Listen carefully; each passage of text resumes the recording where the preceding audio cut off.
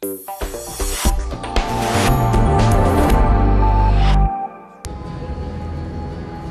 tram ride along the Belgian coastline has something relaxing about it.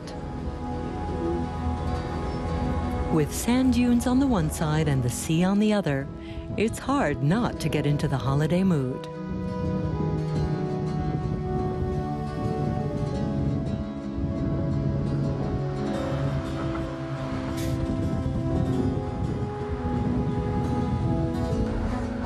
Michael Hendricks often takes the tram.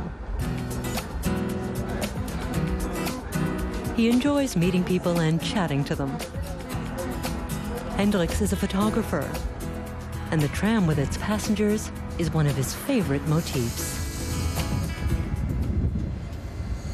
Een echte stad heeft een tram nodig. The Belgian coast tram is something very special. Every city needs a tram. It's not a proper city otherwise.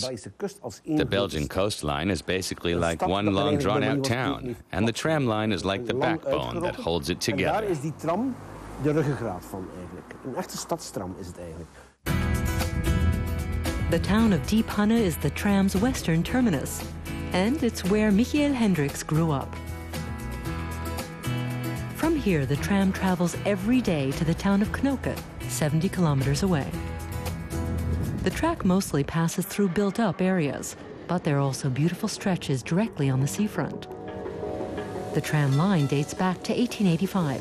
These photos, the oldest still in existence, are from 1905. The first trains were powered by steam and later by petrol. In 1909, the tram was electrified and overhead power lines were installed.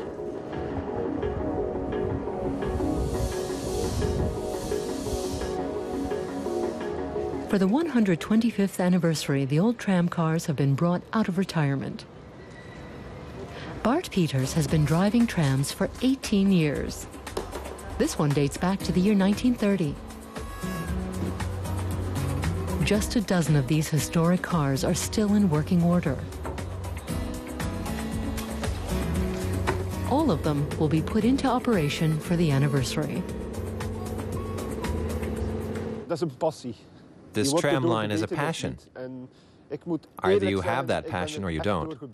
I'm definitely infected.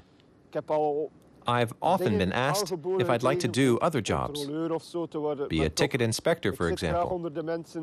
But I want to stay put. I love chatting to the passengers. Many of them know me.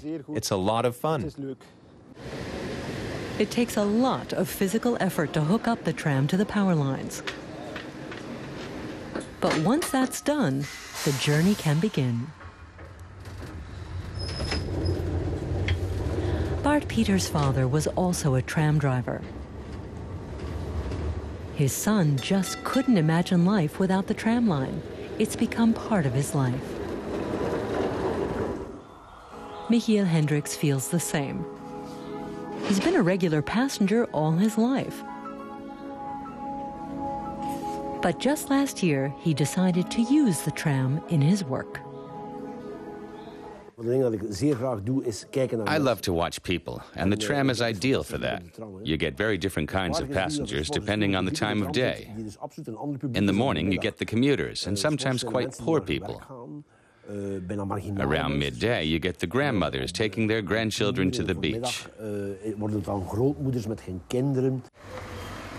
To mark the tram's 125th anniversary, Hendricks' photos have now been published in a book, highlighting the history and daily life of this unusual form of transport. The worker at the tram depot is one of Michael Hendricks' favorite photos.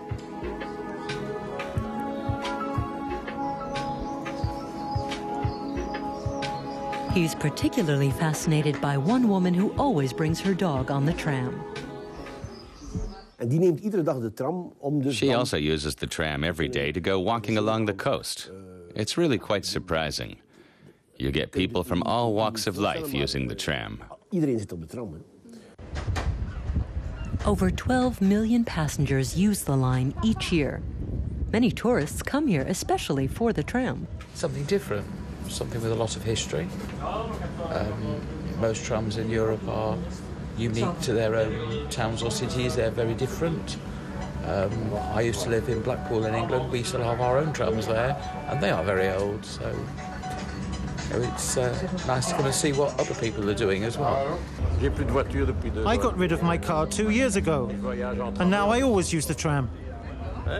Volgende halte, Middelkerke Casino. The historic tram has now reached the seafront, where there's quite a crowd waiting. Dozens of tram enthusiasts have gathered along the route to watch the old tram cars go by. 125 years after it first came into service, Belgium's coast tram has lost none of its fascination.